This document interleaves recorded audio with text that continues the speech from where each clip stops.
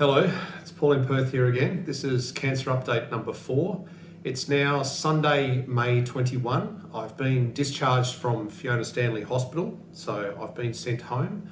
My next contact with Fiona Stanley Hospital with this journey is Monday, which is tomorrow, which is going to be a pre-admission phone call.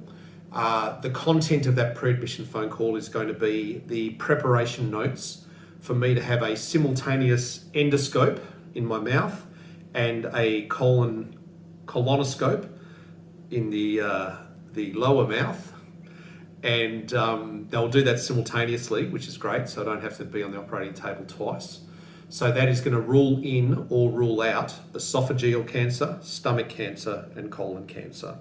So the only thing that it is not going to rule in or out is the peritoneal carcinomatosis. And it's a bit of a bizarre situation actually, because I do have one of those 4 cancers, otherwise I wouldn't have had the ascites. Ascites is, something within your peritoneal cavity is leaking, and that almost always means you've got cancer. So the really strange thing about what I'm going to be having done next week is I'm actually crossing my fingers that one of those 3 potential cancers comes back as cancer, because if all of them come back negative, that means I probably have peritoneal carcinomatosis, and that means I'm not going to make it to 2024. So it's a bizarre situation where I'm actually crossing my fingers that I do have a cancer. And just in case you're listening, gods of cancer, the one I'd like is probably esophageal, or stomach or colon. Please only pick one. Please don't pick all 3. But the future will tell. There are things you can control and things you can't control. And what I can't control is what cancer I currently have, and what I can control is doing the right prep work. So there's obviously a lot of prep involved for the colonoscopy in particular. You have to have these preparatory powders to get your colon all clear. I have had a colonoscopy before. I actually luckily had one 11 months ago, so I do know what I'm in for. It's not especially pleasant, but it is, in my case right now, absolutely vital that I do that, and I will be doing that. Now, speaking of things I will be doing, in update number 3, I said to you that when I get the chance, I will show you what my belly looks like now that there's been 2.8 litres removed. And I'm going to make good on that promise to you now. So I'm going to show you what my belly looks like, and you'll see the dressing where they had the drain in. It's not a flat stomach, but it is less distended than it was. All right, so I won't leave you waiting any longer. Here is Paul's stomach post 2.8 litre drain. So that's it. So that's where the drain tube went in. This is the dressing I've got to keep on for a while. So that's it. Depending on how good I am with the editing software, I might try and do a before and after shot, but who knows, maybe I'm not that good with the editing software. So that's it. It's still spongy. The doctor did that tapping test where they listened to the noises, and the doctor was of the opinion that there is still some ascites in there. So I dare say there is still some ascites in there, because the calculations I had done indicated that I had a fair bit more than the 2.8 litres that they got out. So I think there is more in there. The easy proof would be just to put an ultrasound, what do they call it? Like the detector head of the ultrasound on, and just have a look. It's when you see ascites on an ultrasound image, it's really easy to recognise. It comes up as a black band, and whereas organs come up as like a grey band. So and bones come up as white. So as soon as I get close to an ultrasound, I'll make friends with the sonographer. I am relatively good at making friends with strangers, so I'll make friends with the sonographer, have a quick look, particularly in these pockets at the rear, and see whether I still have any ascites. I suspect I still do. I don't exactly know why the drain stopped working at 2.8 litres, but it did stop working at 2.8 litres. I will say though, I feel a world better for having lost that 2.8. That was well worth the effort. Now, I've been getting some comments on these videos from people I've never met before that are either new to the ascites journey or had an ascites journey a while ago and are now going, oh man, I wish I had have known this stuff earlier. So I'm starting to think like maybe what I'm doing here is quite valuable, and maybe I should put some more effort into documenting some other factors so that people after me can benefit from my experience. So what I'm going to do is in the next 20 seconds, I'm going to do some picture-in-picture stuff, and I'm going to show you what my ascites fluid looked like. Now, if you're squeamish, for this first bit, I'll just describe what I'm about to show you. It looks like orange Gatorade, okay? So in terms of what it looks like, it doesn't look that bad. It's only when you hear, by the way, it came out of there, that you might go, whoa, okay? So here we go. I'll cut away now to picture in picture. This is 3 pictures of my ascites fluids. So that's it in the syringe. That was the first bit that they pulled off and put into a specimen jar. This next one is a big specimen jar that they used, which, as I recall, was a 500 ml jar. So they filled that up.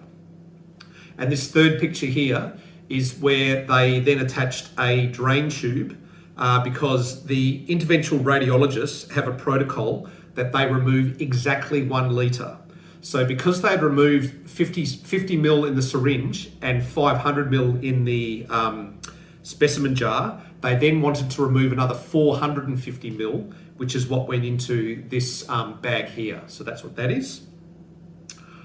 All right, so I hope you didn't find that too distressing.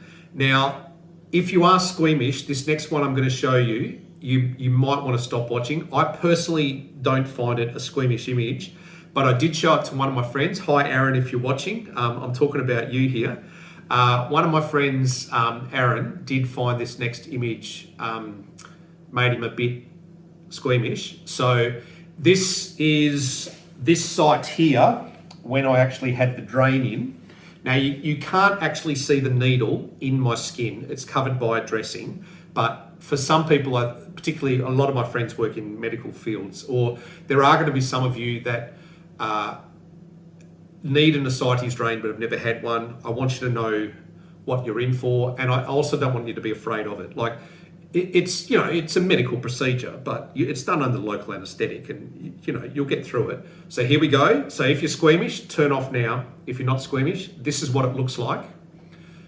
So you can see there's a blue fluid on me, which is the disinfecting surgical fluid that they put on, and there's a catheter tube in there, or a cannula. I forget what they call that, a catheter or a cannula. Anyway, there's a tube in there, and that's what is draining off into that bag that I showed you earlier. And there's just a dressing over the top to hold it all in place. Okay.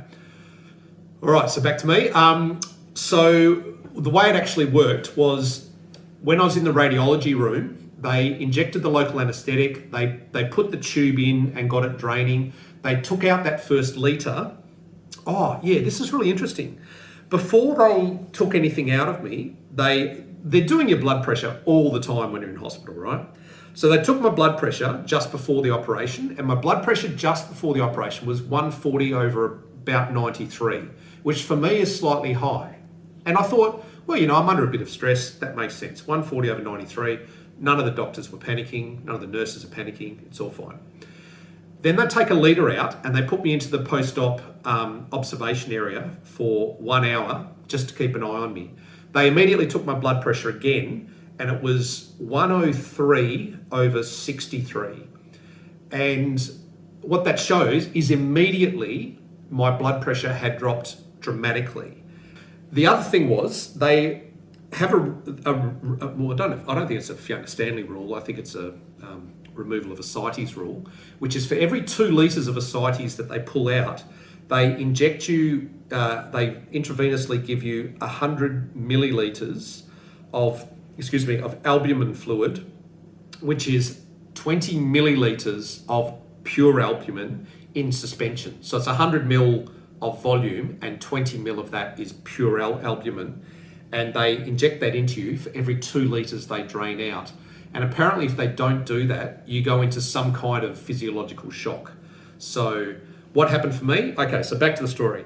So I have the interventional radiologist, they take out a litre. I then go into post-op observation. We see that my blood pressure has dropped by a fair bit. None of the nurses are surprised, they're all cool. They then, as soon as we got to 1 litre, they clamped that off. I was then transferred back to my normal ward, and when we got back to the normal ward, they basically said, all right, we're now going to drain it until it stops. So the interventional radiologists, they stop after 1 litre because they know 1 litre is safe to remove without putting you into physiological shock.